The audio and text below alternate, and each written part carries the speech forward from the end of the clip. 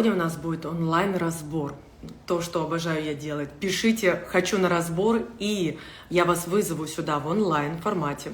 Кто может попасть на разбор? У кого реально есть какие-то задачи, которые не знают, как их решить, хочет получить ответы на свои вопросы, у которых что-то болит, какие-то задачи с телом, с жизнью, с деньгами, с отношениями, с вашей бессознательной частью, с вашим подсознанием. Вот здесь я буду вас разбирать. Но буду выбирать тех, кто реально это хочет, чтобы не тратили ни мое время, ни эфирное время. Давайте будем погружаться очень глубоко. Потому что я думаю, что вы устали от того, что я очень часто и так говорю про подсознание, как это работать. Иногда мы не хотим работать сами собой, мы хотим, чтобы вы поработали с нами. Поэтому кто хочет на разбор, пиши «хочу разбор», и я сейчас тебе сделаю. Смотрите, мой разбор – это не просто я советую или рекомендую. Так как я обладаю экстрасенсорными способностями, я вижу корень вашей задачи, и я вас погружаю туда. То есть мы сейчас сделаем сессию исцеления. Это не просто как бы разбор вашей жизни, это сессия исцеления. Я обожаю помогать людям, я обожаю создавать что-то классное. Здравствуйте. Здравствуйте, добрый Да, вечер. представьтесь, пожалуйста, как вас зовут и откуда вы? Я с города Актау. Меня зовут Ой, Дифуза. супер, очень приятно. С каким запросом вы сюда пришли?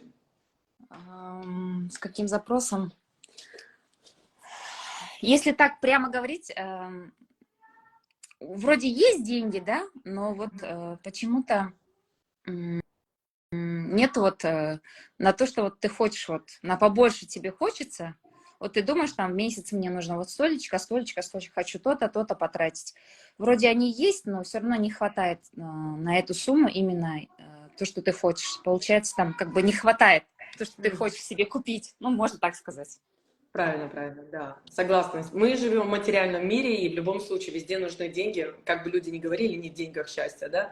Все равно. Я не буду тогда спрашивать, можно я на «ты» перейду? Да, да. Так будет быстрее, лучше. Я не буду у тебя спрашивать, какую сумму ты хочешь, почему у тебя нет. Давай мы сразу погрузимся, ты закроешь глаза, и будем погружаться в твою бессознательную часть и вытаскивать реально вот то, что здесь и сейчас мешает.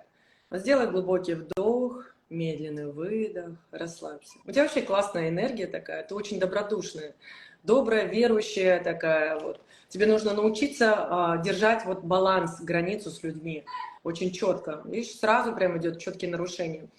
Когда ты говоришь, что я хочу больше денег, что ты чувствуешь внутри себя? Страх. Страх. Где этот страх сидит? Самое первое, что к тебе приходит. Вот прям расслабься, Вот, вытаскивай все. Ты же... вот здесь, вот здесь, Где это? Я не вижу в там. груди. В груди. Вот если ты себя спросишь, когда впервые этот страх образовался у тебя там в груди, и почему именно там? Самое первое, что к тебе приходит. Наверное, в детстве. Что происходило тогда? Самое первое. Ну, когда папа плохо вел себя по отношению к маме. Что ты чувствовала тогда в тот момент? То, что я не могу, ну, я не могу защитить, получается. Угу. Я хотела защитить, но я не могу ее защитить. Еще, что ты еще чувствовала? Прям вытаскивай все из груди, как будто ты там прям вытаскиваешь, прям там в груди у тебя все. Обида, больно. Мне было очень больно, Да. потому что мне было страшно и было очень больно. Ну, у меня была безысходность, получается. Я не могла. То есть я как бы хочу помочь, но я не могу. У меня как бы нет ничего. Я не смогу помочь. И мне было очень больно, очень сильно больно. Где у тебя еще страх сидит и обида? Вот пройдись по своему телу, как путешествие. Поясница. Ну, 100%, конечно. Еще есть у тебя. Ты вообще любишь накопительством Да, заниматься? да, очень, очень. Да. И у тебя Я могу вспомнить то, что было когда-то давным-давно. Да. У тебя все это считывается по твоей энергетике. Но при этом ты очень добрый, классный, открытый, душевный человек. И, соответственно, получается, сама себе нарушаешь границы. Давай еще раз поищи теперь, где еще сидит этот страх. Но он тебя как бы страх с обидами, он смешался вообще. У тебя вот эти гамма эмоций все время смешанные. Даже иногда не разобрать, что это ты сейчас ощущаешь вообще, какие эмоции. Еще мне, знаете, где вот внизу, вот в сторону, где вот, где маточка, Потому Мгм. что там, ну, бывает даже, как вам объяснить, я вот чувствую, Да. что вот что-то там не как Что будто. там? Что Как там будто самое? болит как будто мне там. Да, болит. Что там? Плачет, Давай. Сделай плачет. все, глубокий вдох сделай, медленный выдох, расслабься. Представь, что ты там находишься в своей матке. Ты полностью там безопасно для тебя. Что ты первое видишь и чувствуешь там?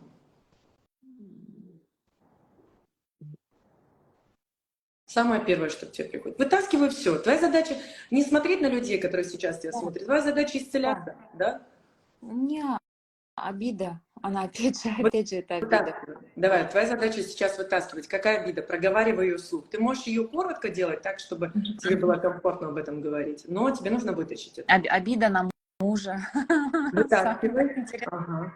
Я обижаюсь на мужа, с которым живу. Сколько лет я с ним живу? И до сих пор я как маленький ребенок могу обидеться. На всякое. Еще что? Еще вытаскивай. Откуда эта обида пришла? Наверное, мне кажется, может, она с детства идет. Да. Еще, да. Да, Что? она идет с детства почему-то. Я обижаюсь на папу, то, что он не повел себя, как будто он должен был быть как папа. Я хотела, чтобы он был как папа. Конечно, потому что Я хотела, первый... чтобы он нас защищал. Я хотела, чтобы он нас защищал, а он нас не защищал. Я Да, хотела, да, чтобы он нас защищал, а да. мы, получается, не могли у него защиты найти. И поэтому у тебя так ты вот это проносишь от папы к своему супругу, и вот как бы потерялась, получается, потерялась, видишь, и дело-то не в деньгах даже. А ты готова отпустить вот эту обиду на папу своего? Да, я очень хочу. Вот представь, сделай сейчас глубокий вдох, медленный выдох. Ну, ты вообще, конечно, большая умница, на самом деле. Такой труд. Ты столько вообще на себе все время носишь и берешь очень много ответственности за других людей. Это у тебя привычка постоянная. Вот знаешь, как спасать маму, и теперь ты всех пытаешься спасать, а себя забыла. Вот сделай, расслабь свое тело, сделай глубокий вдох, медленный выдох. И вот сейчас представь, что из твоего сердца выходят все негативные чувства, эмоции. Даже не разбирайся там, чтобы глубоко не уходить. Как будто они начинают выходить из твоего тела, вот как гнойник. Ты освобождаешься, ты начинаешь освобождаться.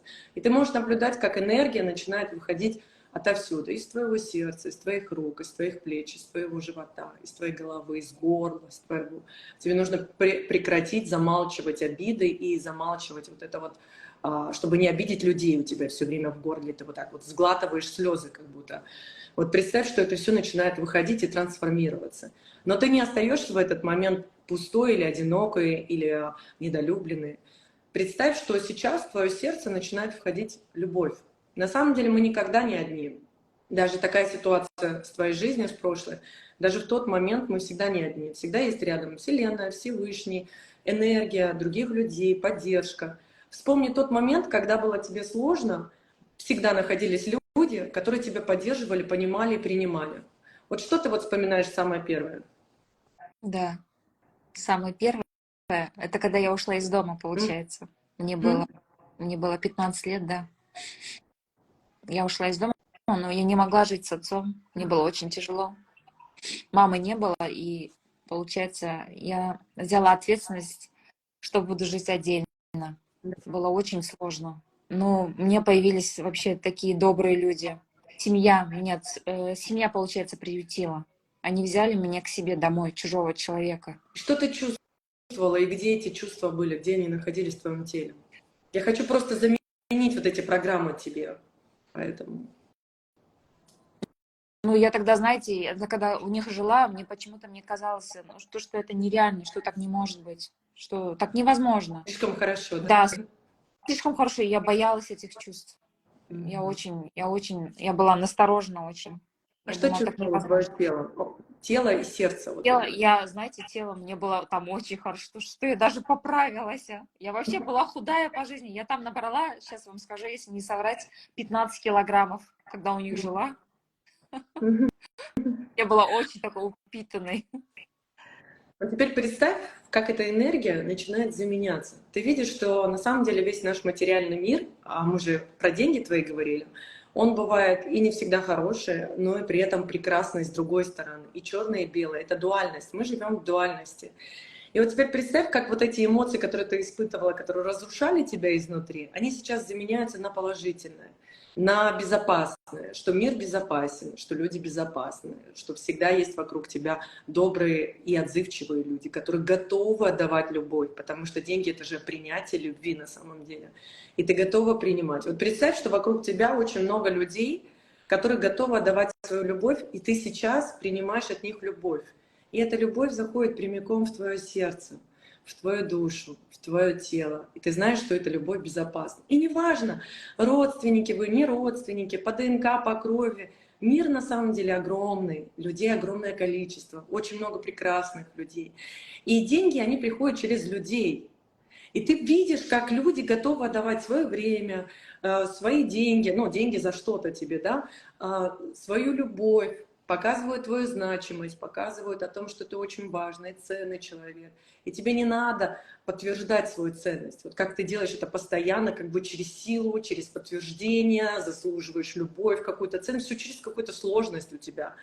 Вот ты представь, что люди на самом деле, они готовы тебя видеть, в тебе доброту, в тебе ласковость, вот эту открытость. И они такие же открытые, и ты принимаешь от них любовь. Что ты ощущаешь тогда? Безопасность. Да. Безопасность, да. Можешь ли ты вот эту безопасность, очень важную, которую тебе не дал папа, зафиксировать у себя и прям вот представь, что как бы ты распаковала для себя безопасность, в виде каких картинок, в виде каких ощущений?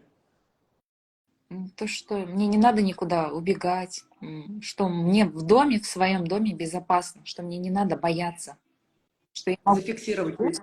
я Да. спокойно могу спать, мне не надо переживать или бояться, что вдруг что-то может произойти.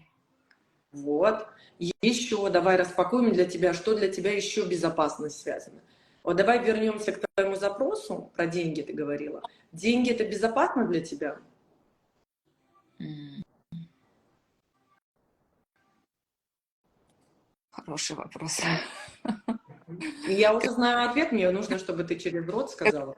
как будто, если у меня будут деньги, то значит, что-то я буду делать плохое. Мне так как будто выходит, не знаю. Как будто я буду Да. делать то, что мне нельзя это делать, но я, наверное, это буду делать. Ну, Раз мне например, вот у тебя даже свыше того запроса, у тебя много денег для тебя. Что самое плохое ты будешь делать? Самое первое, что к тебе приходит? м, то, что, может быть, я буду пить алкоголь, то, что как бы мне не надо, мне нельзя. Представь, что ты пьешь алкоголь. Как часто бы ты его пила? Наверное, может, когда выходила с друзьями, может, тогда. Мгм. И что бы ты тогда чувствовала? Вот ты пьешь То, что если алкоголь, ты с где друзьями. алкоголь, Да. где алкоголь, то нет контроля. А если нет контроля, значит, человек не отвечает за свои Ну, действия. не будет И это отвечать за свои действия. Что будет тогда? Ты боишься что-то, повторить этапы твоего папы? да, Да. как будто будет агрессия. Поправь, пожалуйста, экран, а то видно одна твоя шикарная шея.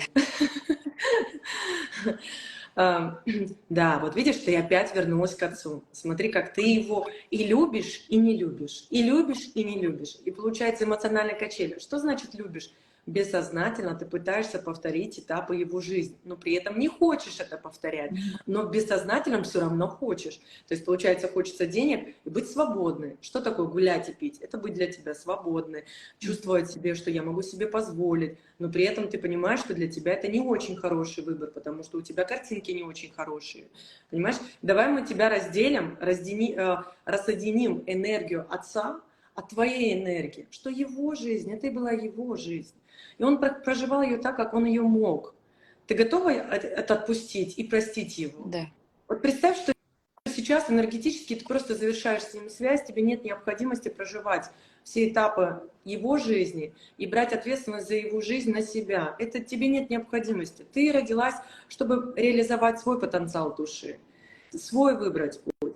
Папа — это твой просто папа. И вот прям вот представь, что ты сейчас видишь, как разделяются все ваши привычки, ваши убеждения, все ваши страхи.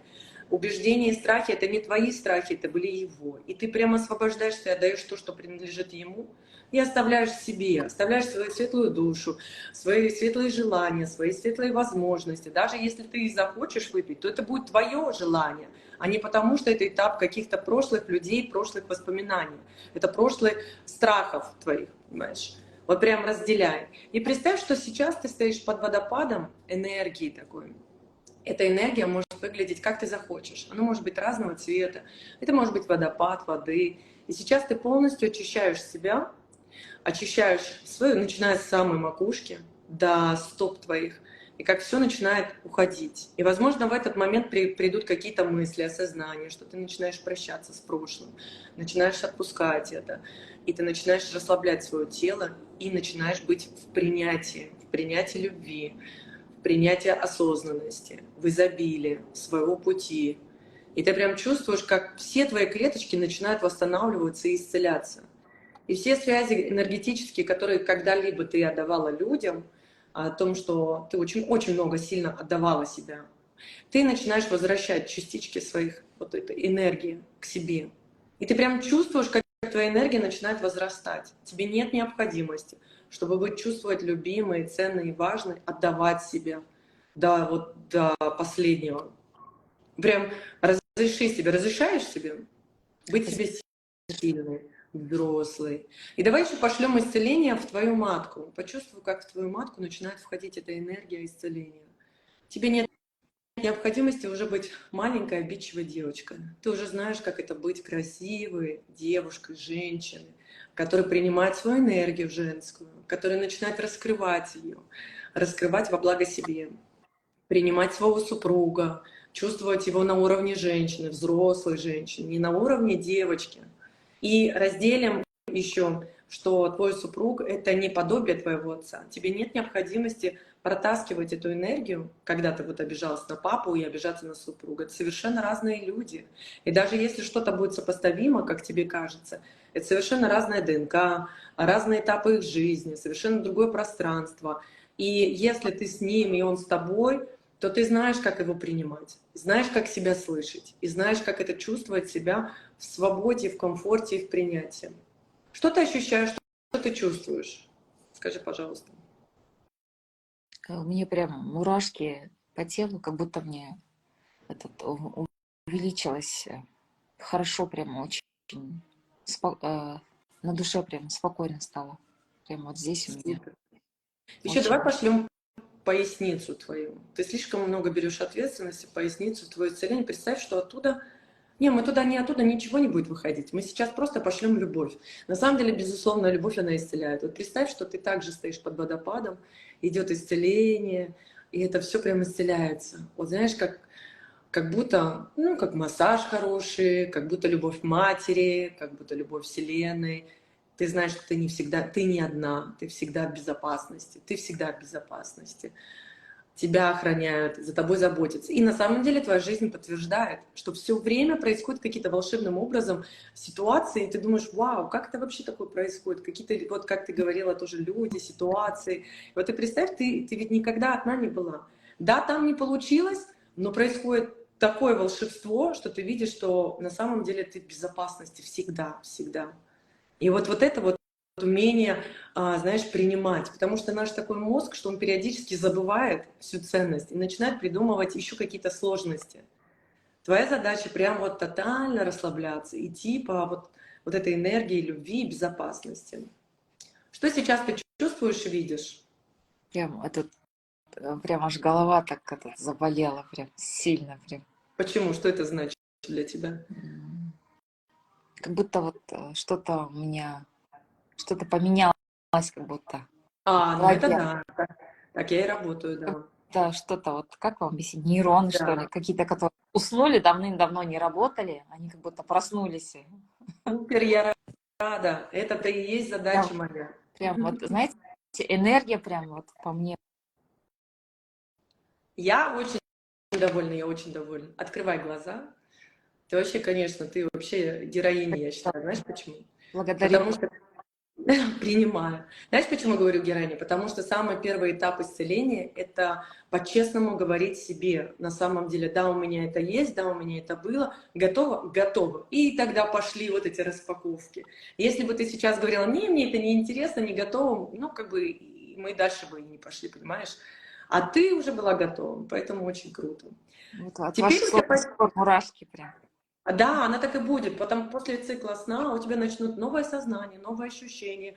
То, что, за что ты раньше держалась, это уже будет никакой, ну, как, никакой ценности не иметь для тебя, потому что совершенно другие знания будут, другие ощущения, другие чувства. У меня Абсолютно. постоянно, вот вы как сказали, все время мне хочется заслужить. Я как будто не имею права. Как будто мне нету этого права, мне надо все время заслужить. Как будто я должна что-то доказать, что мне вот должны меня вот так вот принять, любить. Вот. Мгм.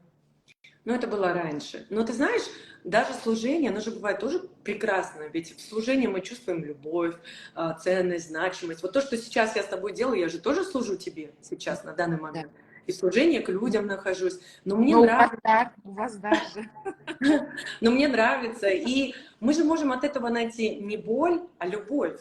Вот то, что мы делали для тебя, да, вот наполняли любовью, исцеляли. Это вот все вот это и есть. Будет ощущение осознанности у тебя внутри.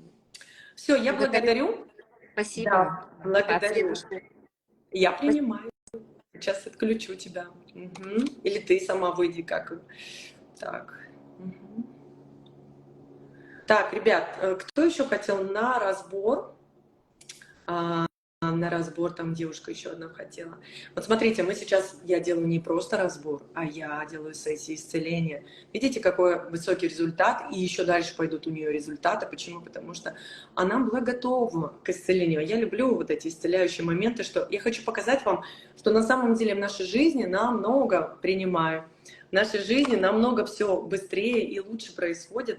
Нам не надо иногда десятилетиями менять свои убеждения, освобождать, просить прощения, делать какие-то бумажки, записки. Все на самом деле больше и глубже. То есть, благодарю, это супер.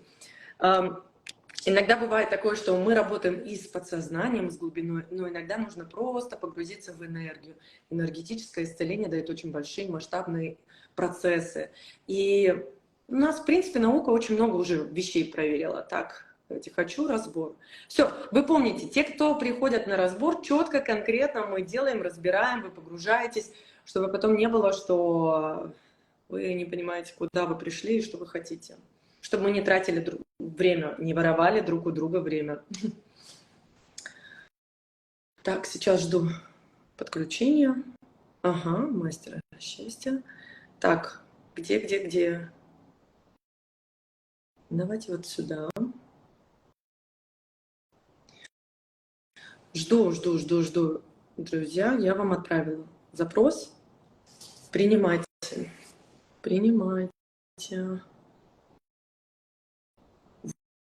Вот. Здравствуйте. Представьтесь, пожалуйста, откуда вы? Как вас зовут? Меня зовут Юля, я из Краснодара. Юля, очень приятно. Взаимно. Да. Юль, какой у тебя запрос? Давай я на «ты». Просто мы так Да, быстрее. с удовольствием. Все, какой у тебя запрос? У меня запрос по поводу моего масштабирования и вообще дальнейших инструментов работы. Я творю энергию людям. Я учитель кундалини-йоги и чувствую, что очень много ее во мне, хочу делиться и не понимаю, через какой инструмент это сделать. Супер, давай, вообще люблю экспертов ближе к моей деятельности. Но в основном они ко мне такие приходят. Закрывай, Юля, глаза, сделай глубокий вдох, медленный выдох.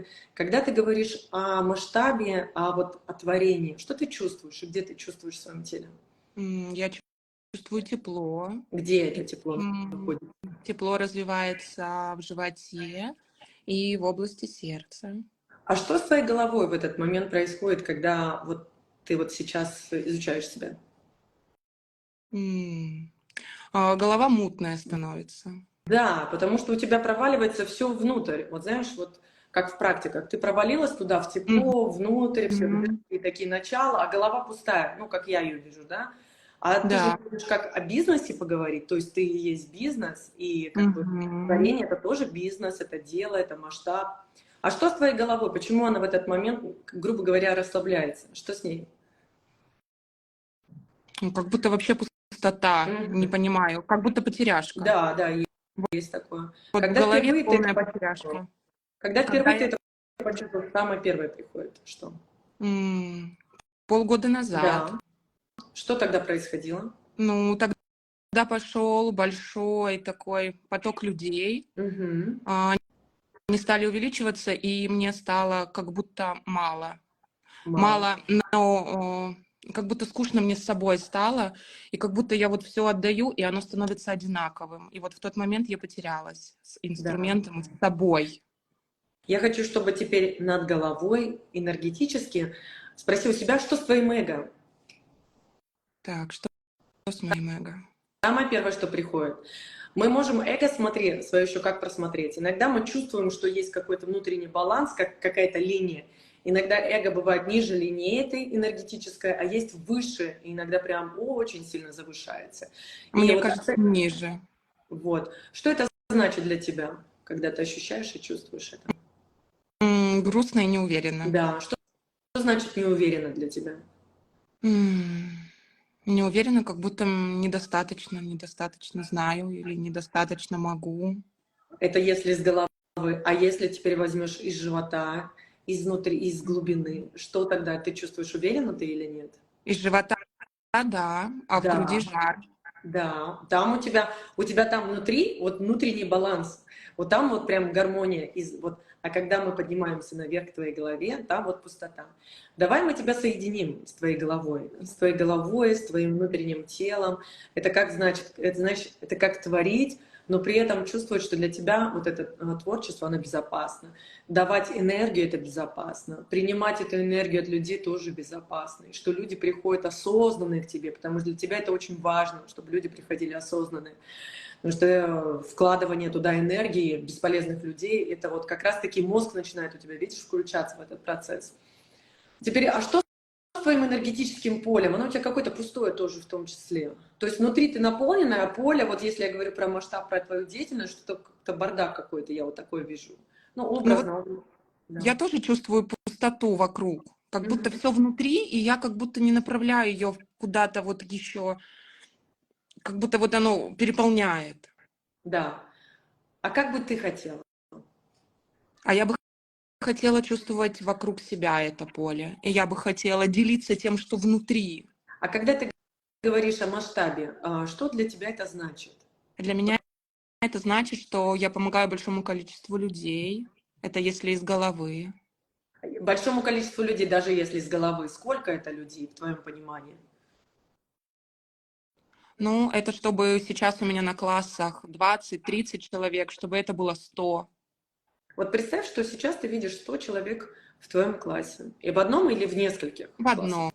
Вот. Достаточно. 100 человек в одном классе. Ты сидишь, у вас ваши медитации, практики. Что ты ощущаешь и чувствуешь в этот момент? Ой, я чувствую покой. Внутри. А что с твоей головой? Что за тревожность у тебя? Не знаю, тревога. Я чувствую эту Да, тревогу. Прям как будто у меня там нейроны просто переплетаются все в голове. да, да. А что страшного, если ты будешь видеть перед собой 100 человек? Что самое страшное может произойти? Самое первое, что к тебе приходит. Как будто ничего. Мгм. Так почему ты этот страх держишь и его кормишь, сама себя отталкивая от других людей? Что положительного тебе дает это? Может быть, это какая-то выгода? Ну, конечно, выгода. Вот что самое положительного тебе это дает? Не идти никуда, Еще не идти в страх. там много у тебя. Вытаскивай все. Все, что ты сейчас вытащишь, это ты будешь Мгм. освобождаться от этого. Нам нужно заменить Не... программу. Так. Кормить страх значит ничего не делать, значит сидеть на месте. Еще у тебя с безопасностью связано, что там с безопасностью? Да. Мгм. Отношения.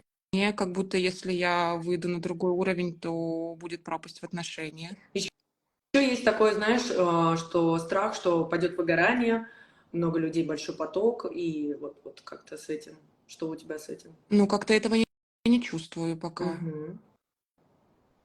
Но, может быть, где-то на подкорке он сидит просто бессознательно. Ну вот Я не представь, вижу. ты сейчас видишь 100 человек. Так. Каждый месяц ты приходишь, встречаешь эту группу, ты проводишь практики, каждый требует какое-то внимание, что-то получается у кого-то, тем более кундалини, у кого-то не получается, кого-то накрывает кундалини, когда энергия поднимается, кто-то с ума сходит, сопли, слезы, депрессии, стрессы, а кто-то наоборот хохочет. Ты одна. Что с тобой тогда происходит? Да, ну, разрывает, потому что это ответственность за каждого человека, который Да, со мной рядом, в да. моем поле. А может быть, это как раз убегание от ответственности? Нет, ты Нет? же о масштабе говоришь. Что тебе нужно сделать для того, чтобы в твоем классе было 100 человек, но ты чувствовала себя гармонично? Вот самое первое, что к тебе приходит. Начать действовать. А что Как значит? я действую. Как я действую. Сбалансироваться, так вроде бы в балансе. Что еще нужно? Ты же говоришь про масштаб, ты одна, их 100. Самое первое, если мы говорим, это же все равно бизнес-процесс, да, мы живем в материальном мире. Поддержка, команда, группа, Да, да, да, да. Где ты да, можешь взять попросить эту о команду? помощи. Конечно. Блин, да. Не быть вот, знаешь, супер короной. Корона это супер, я всегда говорю. Но Мгм, когда завышенное эго, ты сильно берешь на себя ответственность. мгм, Ты одна, их 100, это практики. Может все что угодно быть. Ты можешь не справиться, ты же будешь вкладываться энергетически туда. И это реально, когда ты работаешь с людьми, ты сама знаешь, можно в любой момент, в секунду просто в выгорание войти и не заметить мгм, это. И в этом поэтому ты не масштабируешься, потому что это, мгм. это тонкая грань. И твоя задача сейчас пойти как предприниматель. Так, ага, 100 человек. Это возможно? Возможно. Что я хочу для этого? Мне нужна просто поддержка и помощь. Это Да, я нормально? уже вижу, я уже Да. даже понимаю. Видишь, да, понимаешь? И Да, сразу становится легко, да? Ты как бы легче, разделила эту ответственность. как будто Легче. свободнее стало. Свободней, круто. И вот теперь представь, что у тебя есть люди в поддержке, вот теперь закрывай глаза, у тебя Мгм, еще есть кое-какие задачи, почему ты это не мгм. даешь людям туда войти в пространство. Вот у тебя есть 100 человек есть, ты есть, и есть теперь твоя команда. Что ты тогда ощущаешь? Уверенность. Уверена. Что ты ощущаешь в своей команде? Насколько ты им доверяешь? Буду контролировать все Да. процессы. Когда ты контролируешь, ты опять берешь эту Мгм, ответственность на себя. Понимаешь? Не мгм. расслабляешься тотально.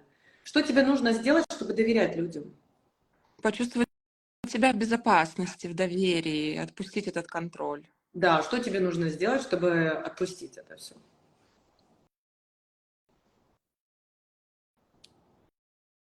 На уровне тела отпустить, может быть, его. Да, конечно. Ты вообще молодец, ты очень осознанный человек.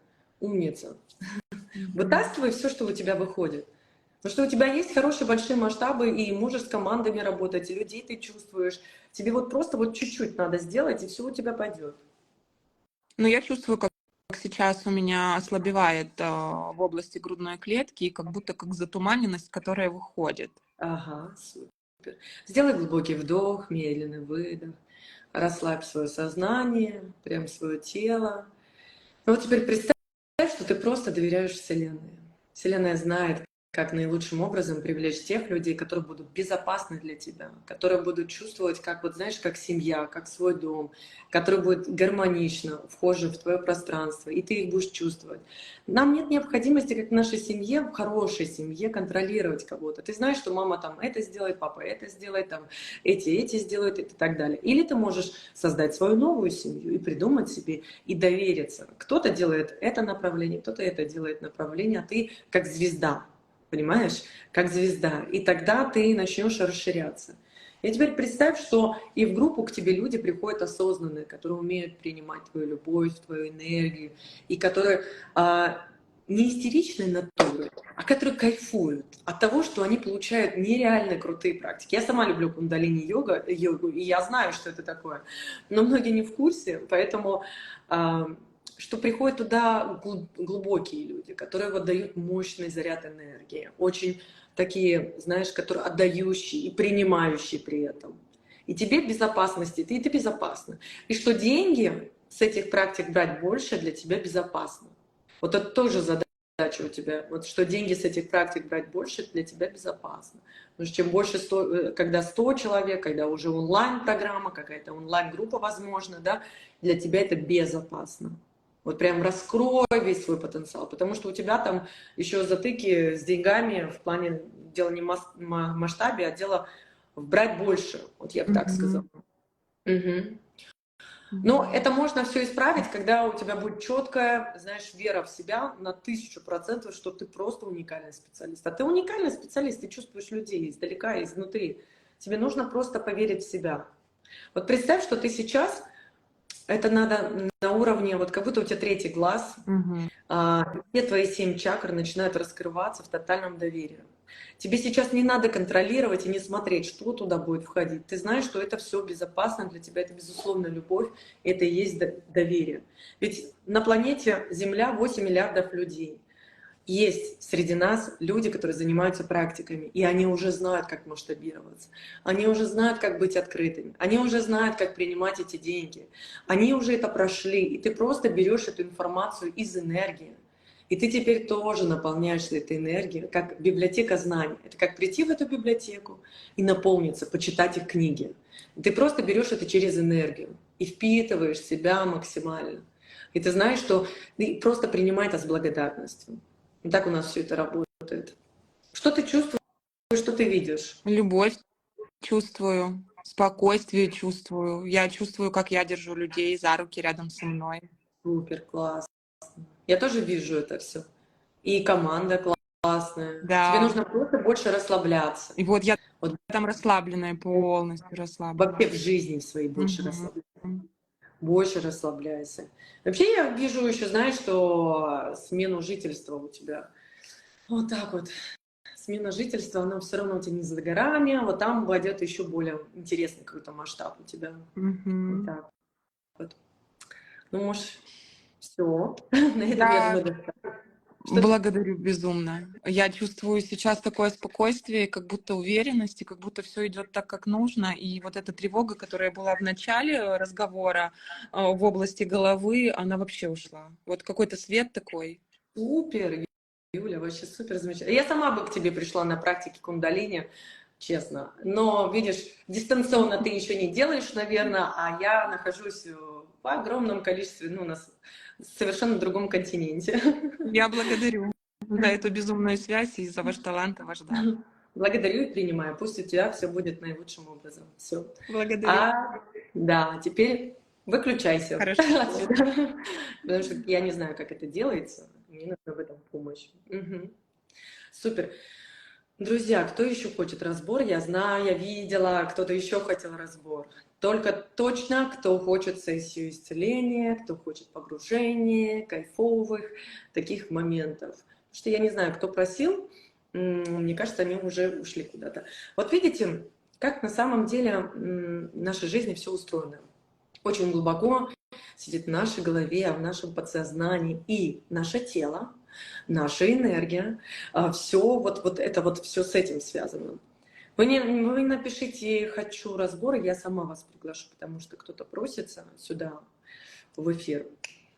Вот. А те, кто не в курсе вообще, что происходит, вы можете потом это в записи пересмотреть, и это будет очень интересно. И когда вы будете смотреть это в записи, ваша задача такая, что очень часто один разбор может быть о многих людях. Ваша задача просто закрывать глаза, и когда я разбираю других людей, ваша задача просто погрузиться туда, и, возможно, это будет о вас в том числе. Я вас приглашаю на разбор. Мгм. Знаете, я бы тоже хотела иногда, чтобы меня разобрали. Но, в принципе, мои студенты так и делают, выпускники. Иногда, когда мне нужно решение каких-то задач. Ой, это я? Да, Здравствуйте. да, да, Так, мне да. надо что-то делать, да? Где ваше лицо? Нам нужно ваше лицо, не Сейчас шторы. поверну. Просто. Окей. Да, не, лицо покажите. Вот, попала? Да, да. А, вы же у нас были уже. Ну, вы Я прям поняла. подальше сделайте, а то прям вот только нос, брови видно. Всё Люди на- хотят видеть героев. Да, да, да, да, да. Спасибо, вы не помните, да? Да, я помню вас. Чуть-чуть еще Мгм. подальше сделайте, еще прям. Вот, супер. Представьтесь еще раз, пожалуйста, откуда вы и с каким запросом. Я Шулпан, я из Казахстана, Астана. Какой запрос? Знаете, у меня вот астма, болею уже как бы давно, Подальше сделайте, все время. чтобы лицо было видно. Да, да, да. Мы вас все равно слышим, вы не переживайте, не обязательно прям в микрофон. Да. Астма. Мгм. Учусь, спортом занимаюсь, хорошо питаюсь, стараюсь, но у меня прям обостряется. Недавно тоже заболела, гормоны принимаю, потом там почки, там другое. Супер, вот. Что мне Сейчас классно. делать? Ставили телефон. Да. Хорошо, давай сразу тогда будем погружаться в задачу астма, да? Но там еще не только астма, я еще вижу какие задачи. Потому что с телом, да, мы сейчас все разберемся. Тело на самом деле это отражение вашей бессознательной части, поэтому тело всегда с нами разговаривает. Любые болезни это отголосок вашего подсознания. И я хочу всем показать, у кого сейчас что-то болит в теле, чтобы просто действовали так, как я буду вести. И вы, ваша задача тоже, ну вы уже были у меня в принципе, да, ваша задача сейчас все максимально вытаскивать. Закрывайте глаза, сделайте глубокий вдох, медленный выдох, расслабьтесь.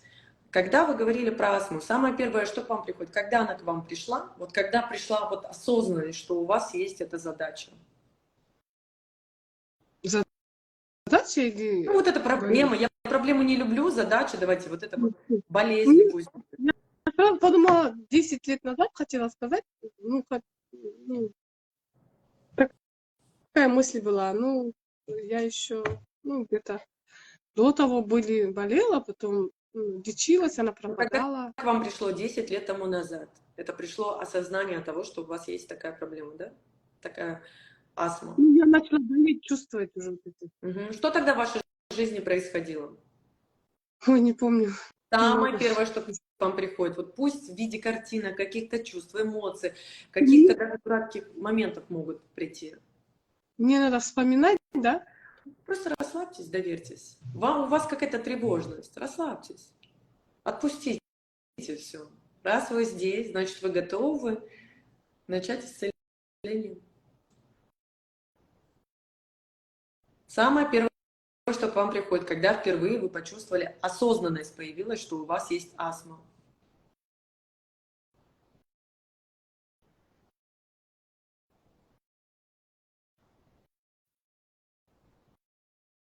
А что если говорить? Я вот не могу схватиться, что всякие Вот. мысли. А что, вот, я вижу, что у вас там внутри происходит. Я говорю, а что если начать говорить? Все, что у вас происходит в голове, начать структурировать и начать говорить, просто расслабиться. У вас зажимы, где ваше лицо, зажимы в теле, зажимы, вот эти зажимы в теле, они зажимы и в вашей жизни, понимаете, вот эти блоки.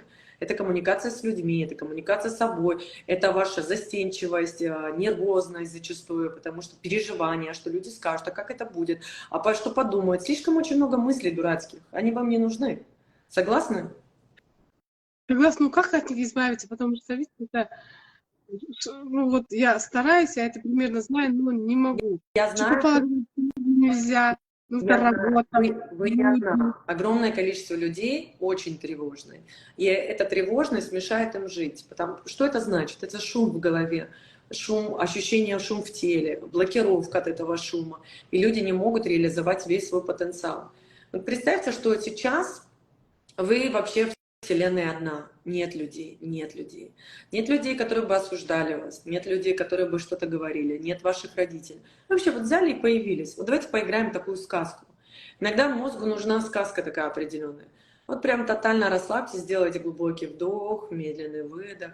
И представьте, что вот вы как будто даже нет земли. Вы находитесь где-то за пределами этой земли, за пределами эго и этого материального мира. Вы просто вот та волшебная девочка, которая верила в чудеса, в волшебство. Вот. Что вы чувствуете, что вы видите тогда? Вот я где-то, знаете, где облака, легкие, белые. Безопасно там? Да, безопасно. Вот. Хотя вообще там под ногами ничего нету, но очень приятно. Вот теперь представьте, что вот там вы разрешаете себе быть той, кем вы на самом деле являетесь.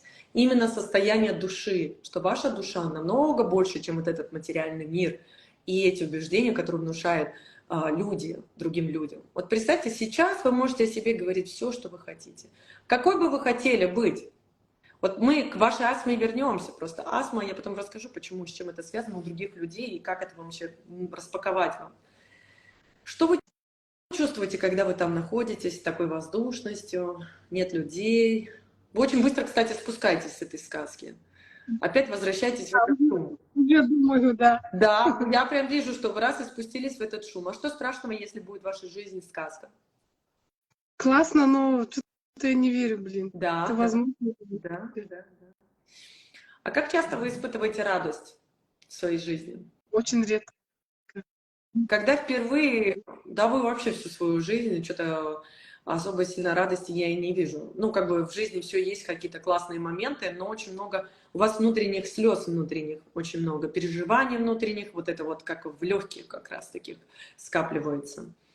Что это связано? Зачем вам это нужно, чтобы копить это в своем теле? Самое первое, что к вам приходит. Какую пользу положительную вы испытываете, извлекаете из этого?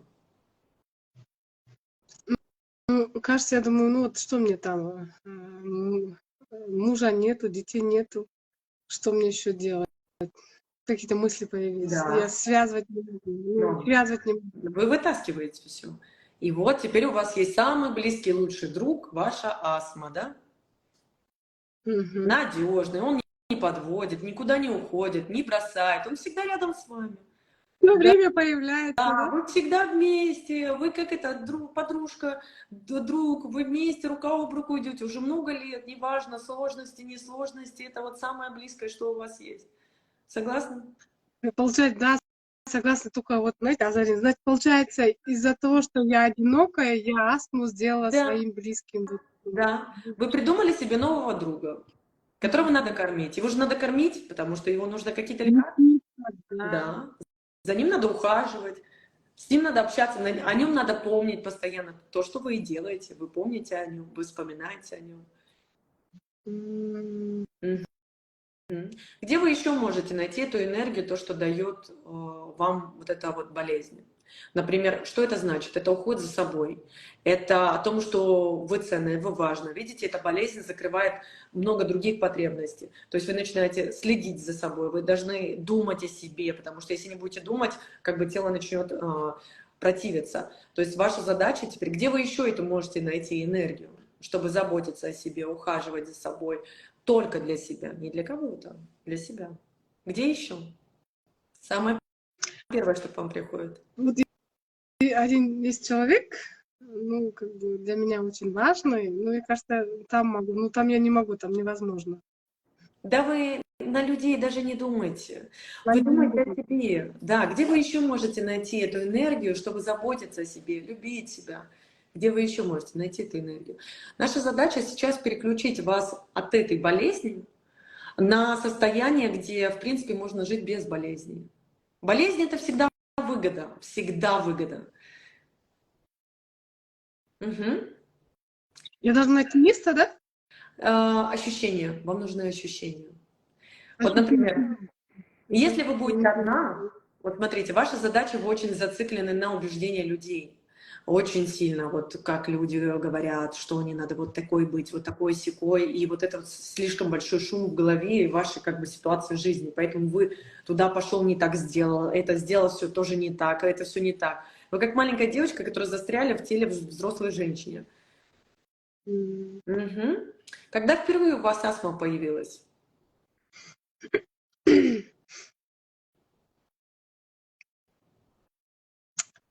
Ну, в студенчестве я поднималась по этажам, тогда меня схватило, помню, так долго кашляла, на парах очень не могла успокоиться, то, что я помню. Потом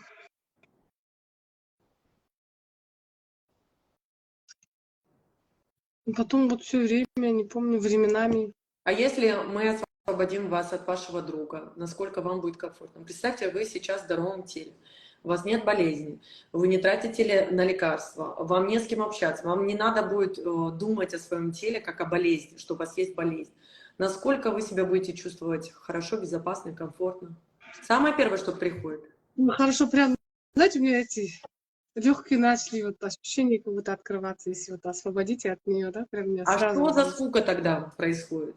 Ваша душа сразу вам не скучно. Мне не скучно, вообще не скучно. А что за скука тогда? А, без астмы? Да, да, без астмы скучно сразу выходит. Нет, скука не выходит, Вот. только вот тут непонятное, типа, вот да, я типа. Расслабьтесь. Вот мне опять теперь начинает давить, когда я начинаю думать об этом. Угу. Представьте, что для того, чтобы любить себя, сделайте глубокий вдох, медленный выдох. Для того, чтобы любить себя, вам нет необходимости придумывать себе болезни. Вам нет необходимости через медикаменты доказывать любовь по отношению к себе, ценность по отношению к себе, важность по отношению к себе. То есть получается, когда вы покупали медикаменты и уделяли больше часов к своей болезни, вы чувствовали как будто заботу от самой себя. Вот представьте, что сейчас ваша болезнь выходит из ваших легких, из вашего пространства, из вашего энергетического поля. И вы чувствуете, как вы наполняетесь полностью безусловным светом любви и безопасностью. И когда вы в здоровом теле, здоровым духом, вы начинаете окружать себя здоровыми людьми, здоровыми, позитивными людьми, у которых есть здоровые хобби, здоровые цели, и вы начинаете расширять свой кругозор, вы начинаете разрастаться новыми хобби, начинаете понимать, что, оказывается, вы умеете много разных дел, и вам интересны многие дела, и вам интересны многие хобби. И вы чувствуете, как ваша энергия начинает расширяться. Посмотрите энергетически налево, направо, назад. Вы посмотрите, сколько прекрасного еще в мире есть дел, прекрасных хобби, прекрасных занятий, без необходимости испытывать болезнь в своем теле. Есть разные путешествия, есть разные картинки, есть разная еда, есть разные люди, города, страны, есть разные ситуации. Даже когда вы выходите из дома, столько всего прекрасного. Вот прямо раскройте свои легкие на принятие этой радости. Радость, она везде. Вообще весь мир сделан из радости. Я понимаю, что мы живем в материальном мире, и иногда совсем не радостно, но очень много радости есть в деталях. И вот разрешите себе видеть эти детали. Вот прямо чувствуете, что внутри энергетически вы раскрываете свои глаза, весь свой потенциал, и вы видите детали этой радости. Вы прям чувствуете, как столько всего прекрасного, и мир вам показывает. Разрешите себе показать это. Не понимаю, но вот детали немножко не понимаю. Детали не понимаете? Смотрите, например, идете по парку, прекрасные листья у деревьев, как солнце светит, какие птицы красивые, какая трава красивая, какие люди прекрасные сидят на лавочке, да, какие люди мимо вас проходят прекрасные. Это вот есть детали нашей жизни. Детали, какой чай вкусный, какой завтрак прекрасный, какое платье шикарное. Это как бы не общая картинка, это когда по деталям. Также, когда мы видим, смотрим на людей, мы начинаем иногда бессознательно разглядывать их, или напрямую, да, какие красивые ноги, какие отдельно красивые волосы, глаза отдельно, губы. Не в общем человек, а детально разглядывать. И здесь вот то же самое. Поняла, я, в принципе, так делаю, да. Вот, и теперь еще больше расширьтесь. И на все это нужно здоровое тело. Вот на все это нужно здоровое тело. И когда у вас целый... Вот представьте, что сейчас ваш график, ваш план, он очень насыщен на интересные события. Голова разболелась. Да, я вижу, потому что это надо полностью поменять устои. А болезни, они бывают, внедряются. Это же друзья. В смысле я могу без этого друга жить? Ага, сейчас, конечно, она меня уговаривает. Он же мой самый близкий. Такой путь прошел. Я уже столько лет с ним живу. Я уже привыкла. Как же по-другому? Типа я должна отказаться? Также и многие, когда я работала с людьми, которые были в завязке с алкоголем, они также друг, алкоголь, это был их самый близкий друг. Поэтому они не освобождались. И ваша задача то же самое. Не хочет, да? Нет, у вас уже идет завершение. То, что я сейчас вижу, энергетическое, у вас вот это есть. Просто ваша задача поверить, что исцеление возможно. Ну, вы верите, кстати, внутри. У вас есть такое. Хотение, желание я вижу внутри. Есть желание. Хочу быть свободной. Потому что это как все ограничения себе поставили. Хотите быть свободной? Хочу, конечно. Угу. Ну, теперь представьте, что вы начинаете снимать эти оковы своего тела полностью.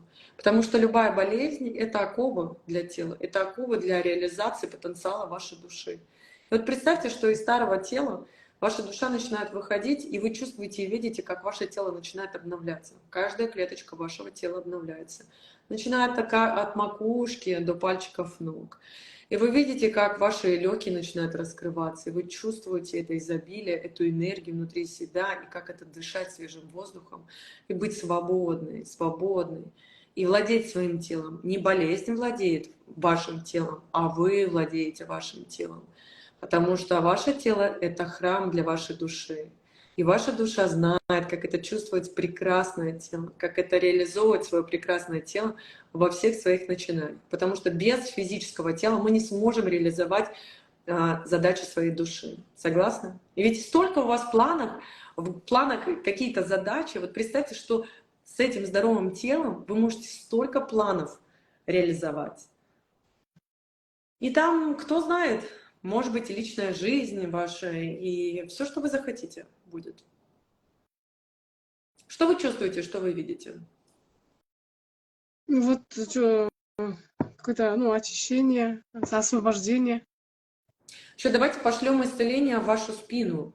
Прямо вот, чтобы вы чувствовали, как это знать, как это расслабляться, без напряжения, без негативных установок от людей, от внешнего мира. Вы знаете, что вы уникальный человек. Вспомните, что с самого детства вы чувствовали вот какие-то такие озарения, какую-то энергию определенную. А потом вы себя раз и в старую бабушку закрыли как будто. Ваша задача, вот почему я вас на небо вот туда, вот без земли, потому что ваша энергия, она другая, космическая. И вам нужно вспомнить, что видеть классные, яркие сны для вас — это классно, что быть интуитивным — это классно, что чувствовать энергию, легкость — это классно.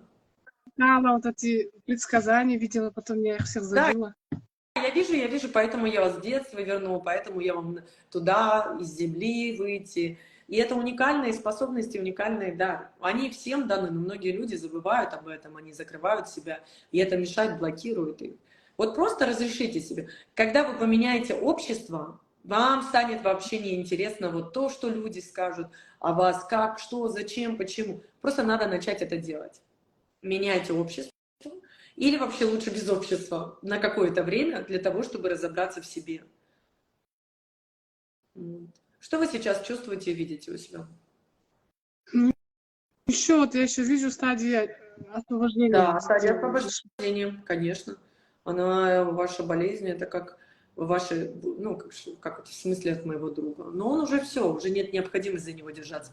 Уже на процентов 92 уже есть освобождение. Потому что, в принципе, ваша душа готова вообще для того, чтобы раскрыть свой потенциал. Вы вообще творческая личность. Вам нужно раскрыть это творчество внутри себя. Начать опять вспоминать, кто вы есть. Прям раскрывать. Вы сразу помолодеете, вообще, вы сразу будете чувствовать просто себя, ну, я не знаю, совершенно другим человеком. Совершенно другим человеком. Ваша задача вот прям каждый день делать практику слушать, вспоминание своей души.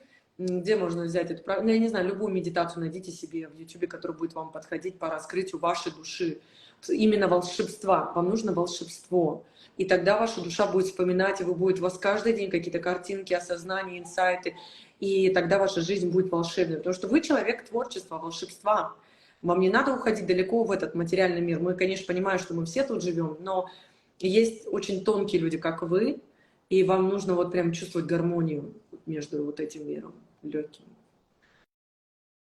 Открывайте глаза, у вас будет еще завершение этой энергии, еще в течение дня, вечера, я даже не знаю, сколько у вас там времени, наверное, поздно. Можно вот это поменять общество? Ну, в принципе, я же не могу, я же на работе. Вот как его, ну, подходить, получается, я должна что-то изменить в подходах же. Подход, да.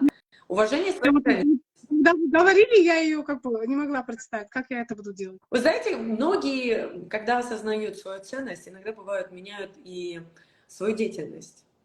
И тогда не надо будет прорабатывать, там, менять границы и так далее. Есть такие люди, которые всегда, вот как бы вы себя не прорабатывали, которые всегда будут нарушать ваши границы. Ну, есть такая категория людей. И как бы ты себя не прокачивал, как бы ты себя не менял, это бесполезно. Нужно иногда просто поменять свое пространство, свое общество на экологичное общество. И тогда и не надо будет себя прорабатывать, потому что люди будут классные, добрые, кайфовые. Ваше отражение в лучшую сторону. Понимаете? Как вы себя чувствуете? Что с вами? Хорошо, да, одеваю что-то это, икаю. Нормально, нормально. Все будет исцеление, все. Потом держите меня в курсе, как у вас там произошло, потому что... Да, потом напишите, потому что мне интересно, бывает после прямых эфиров у людей вообще сильные кардинальные изменения. Мне всегда интересно, как с людьми вообще, что там происходит. Все будет. Хорошо, Свет, когда вот я попала, вообще вот мне прям сердце. Я написала, аж прям это, любовь появилась, когда вас увидела вас в Инстаграм, да. Супер.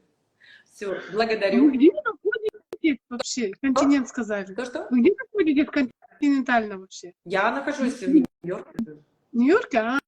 Не, да, вот перед этим сказали, я думаю, Я где же в интересно? Нью-Йорке, да, живу тут. Вот. Переехала год тому назад. Все, пока-пока. Отключайтесь, пошлите дальше. Пойдем сейчас дальше. Да. Вы как вот отключайтесь, как я не знаю, как это отключать. Вот, все кажется. М. М. Супер. Там, так, у нас еще хотели на разбор. Давайте еще последний разбор и все. Кто там у нас хотел? Жанат. Жанат психолог. Будет Жанат у нас? М? Хочу на разбор. Ну вот, я приглашаю вас. Давайте последний разбор сделаем классный, потому что все такие насыщенные. Здравствуйте. Представьте, как вас зовут, откуда вы, с каким запросом. Так, меня зовут Жанат, я с Алматы, Мгм. пригорода. Я так поняла, что вы Я ж не психолог, думаю. да? Да, учусь. Супер, отлично. Жанат, какой... Давай на «ты». Какой у вас запрос? Какой у тебя, у вас? Можете на «ты», Да. конечно. Так будет Так, удобно. у меня запрос, вы знаете, вот сказать. Ну, у меня, во-первых, вот я работаю. У меня, во-первых, вот аллергический ринит опять начался. И у меня И много с часов. работой, Мгм. да. И у меня с работой, как будто я до сих пор себя не нашла. Мгм. А как же психология? Ну, Коллега, будущее. нет, психология это я для себя. А вот сейчас меня, понимаете, я работала вообще 18 лет в электросети. Я инженер-аналитик. Меня опять я 4 года как сама ушла с работы, потом начала бизнес, то все, и вот я в психологию пришла. А сейчас меня опять туда зовут. Ну, Ну, я тебе какая-то сразу могу частичка сказать, что очень всегда. много задач души, где ты очень часто забиваешь свою вот эту вот энергию, забываешь про себя, как машина. Ты как машина, делать, делать, Мгм. а где ты там в этом процессе, ну, никак. Поэтому, видишь, твоя душа сама, в принципе, психологию повела, но тебе этого недостаточно. Какой у тебя запрос? Давай, короче, мы его вывьем. Что ты хочешь? О, запрос вот финансовый потолок у меня стоит. Закрывай глаза, я сейчас у тебя вытащу этот запрос, потому что что-то ты разбросала тебя по запросу. Да. Сделай глубокий вдох, медленный выдох. Вот представь, что твоя энергия, она спускается как будто в солнечное сплетение между твоим сердцем, грудной клеткой посередине. И когда мы говорим про запрос, что на самом деле ты хочешь, что хочет твоя душа, самое первое, что к тебе приходит. Что я хочу? Твоя душа хочет что? Как- Не бизнес-леди, не голова, человек-голова, а твоя душа. Вот знаете, вот какой-то ступор стоит. Не знает, чего хочет душа. Мгм.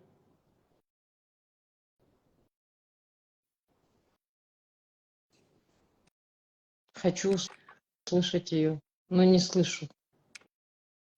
А что мешает, чтобы слышать?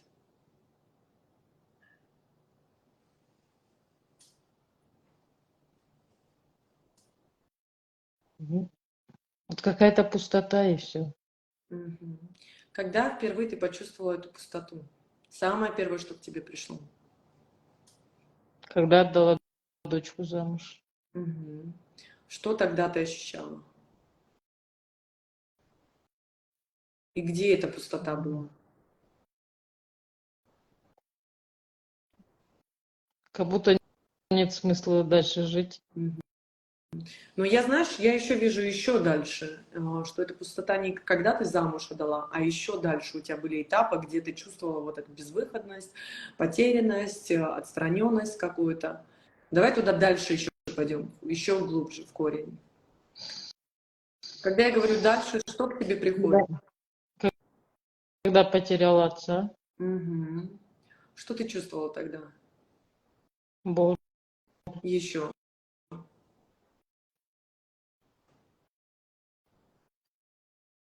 М.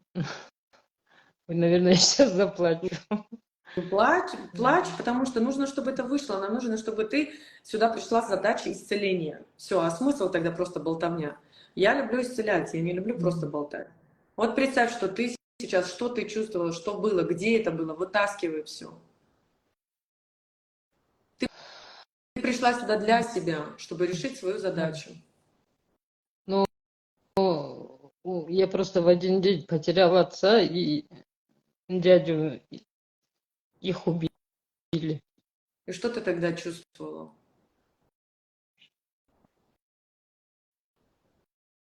М. Это Не знаю, потерянность, вот да? меня... Да.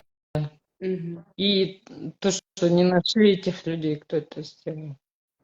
Ага. Безнаказанность, пустота, вот видишь, Да. безнаказанность, незнание, что делать, как быть.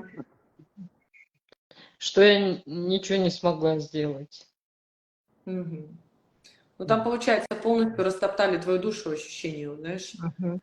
А что бы ты могла сделать? Ты говоришь, я что не могла сделать, а что бы ты могла сделать в этой ситуации? М. Не знаю, что вот эти люди безнаказанные, что ли, вот. Мгм. Хорошо. Давай тебя не будем туда глубоко погружать в состояние в тревожности, Мгм. в вспоминании еще. Представьте, что вы стоите под водопадом, под энергией. Вот Мгм. сейчас все, что было раньше, вы это все смываете. Вы смываете, все это начинает уходить, все это начинает очищаться, и вы начинаете завершать свою связь, переставать держаться за прошлым, за те эмоции, которые вы испытывали, что тот опыт, он уже был, вы уже прожили, ваша задача полностью. Иногда бывает, знаете, почему люди его проживают вновь и вновь и вновь, держатся за прошлое? Потому что не допрожили до конца, не разрешили себе прожить, не довыплакать. Почему вы сказали про слезы? Потому что не хватило М. выплакать, потому что надо быть сильной, надо держать себя, надо все, надо идти дальше. И вот поэтому люди вновь и вновь и вновь все держатся и проживают. Ваше сейчас такой момент, что вы готовы освободиться. Все, тот этап вы уже прожили. Да. Там вы были той девушкой. Сейчас вы идете, у вас другой путь открытия. И давайте еще направим исцеление в вашу голову. Вы знаете, как расслаблять свою голову, вы знаете, как чувствовать расслабление, без необходимости испытывать тревожность, без необходимости испытывать какую-то слабость, потому что очень много мозг напрягается, и от этого потеря Мгм. энергии у вас возникает. Есть такое? Да. Мгм. Давайте еще пошлем. А что, если вы будете мозг свой расслаблять? Ну, в хорошем понимании, не то, что там расслабился и все, перестал что-то делать. Что тогда будет? Это самое первое, что к вам приходит. По- Потерянность, что ли? Мгм. А если, а что это значит для вас, потерянность?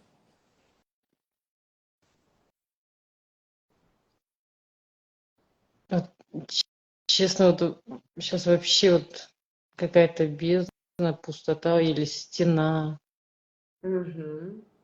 Что вам нужно сделать для того, чтобы почувствовать наполненность? Самое первое, что к вам приходит. Полюбить себя. Мгм. А что это значит полюбить себя для вас? Даже не знаю.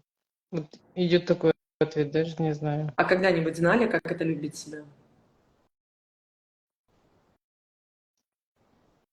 Вот когда папа был рядом.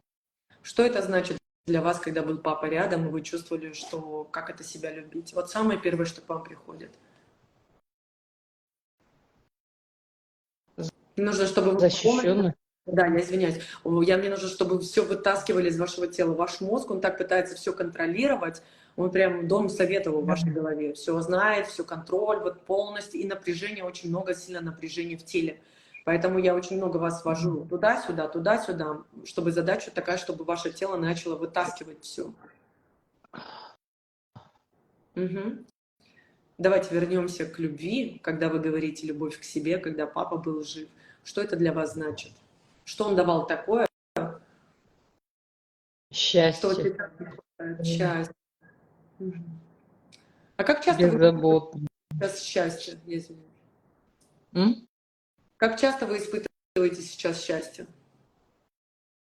Счастье, когда внуки приезжают. Мгм. И вы чувствуете тогда себя какой? Наполненный, значимый? Да. Мгм. А еще, когда внуков, например, нету, где вы можете испытывать это счастье? Не знаю, вот сейчас вот, когда вот вышла опять на прежнюю работу, там он значимый или счастливый. Ну, классно же. Вы нам лицо свое покажите, пожалуйста. А то лоб, конечно, прекрасный, но хочется смотреть лицо. Да. Да. Когда вы плакали, там просто некоторые написали, вот там про слезы, что-то, короче, про прошлое. Вот когда вы плакали, чувствовали, что вы чувствовали? Чувствовали ли вы облегчение, освобождение? Когда плакала, да, Угу. душе было легче. Легче, вот. Потому что иногда, видите, люди так внушают другим людям, будь сильный, вот как вам, будь сильный, держи эмоции под контролем, нельзя это, нельзя то. Да. И люди вот блокируют себя, блокируют, и все. И вот эта вот блокировка, они идут с этой блокировкой, и ничего не получается. Поэтому, когда разрешаем себе быть свободной, начинают выходить слезы, радость, какие-то разные эмоции, и это очень, это крутое исцеление, я считаю. Никто же не говорит, что вам плакать часами. Ваша задача вот Да. проплакались, отпустили, все, уже стало неинтересно, пошли дальше. Согласны? Да. Давайте вернемся к вашей душе. Вот что на самом деле она хочет? Душа. Да. Самое первое, что к вам приходит. Даже смешно стало. Я требую продолжения банкета. Классно. Что это значит для вас?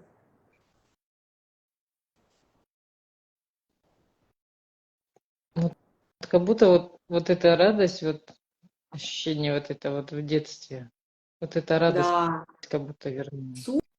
Супер. Вот я сейчас тоже хотела вас повести более в исцеляющую сессию, нежели там в раскопки прошлого.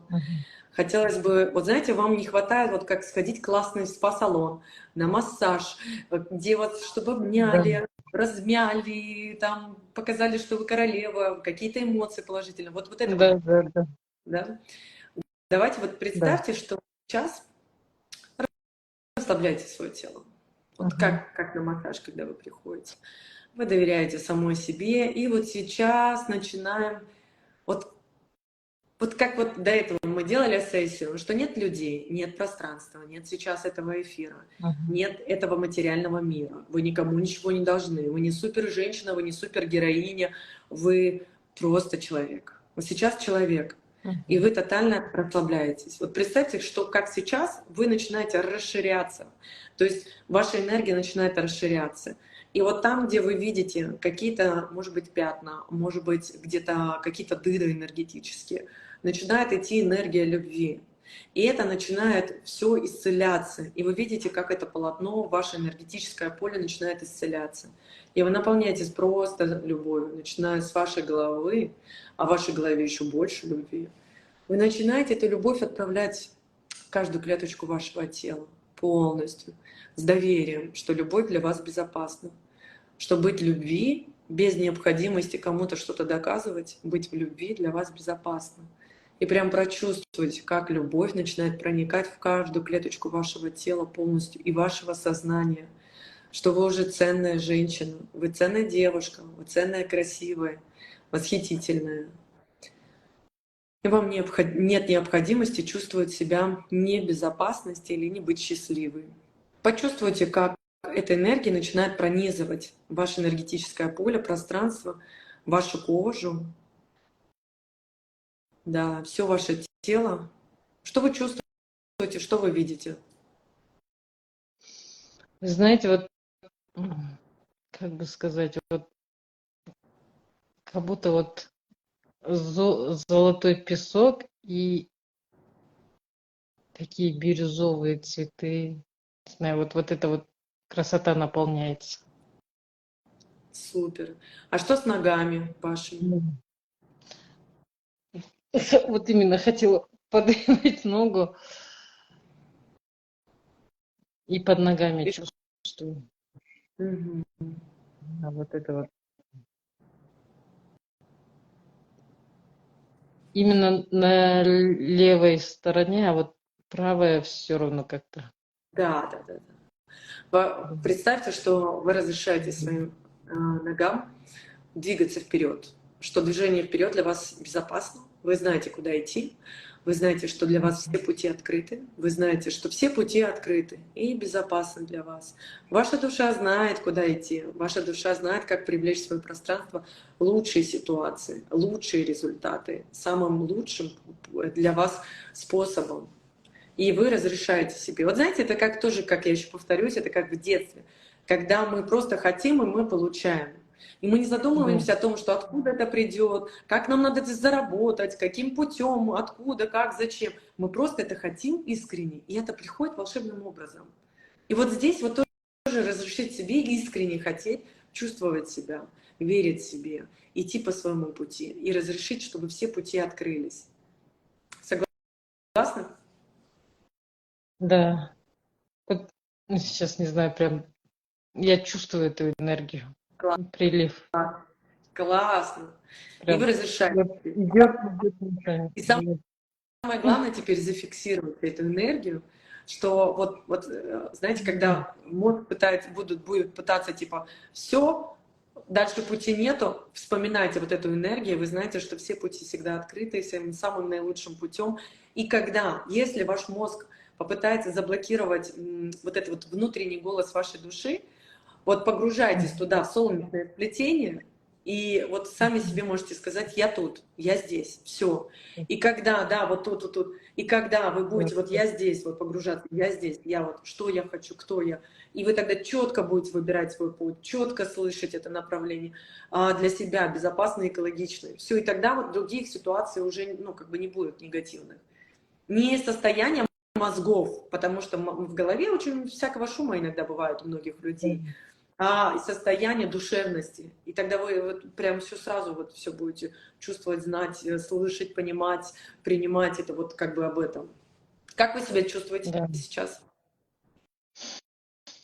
Наполненная, вот какая-то энергия поднимается Класс. внутри.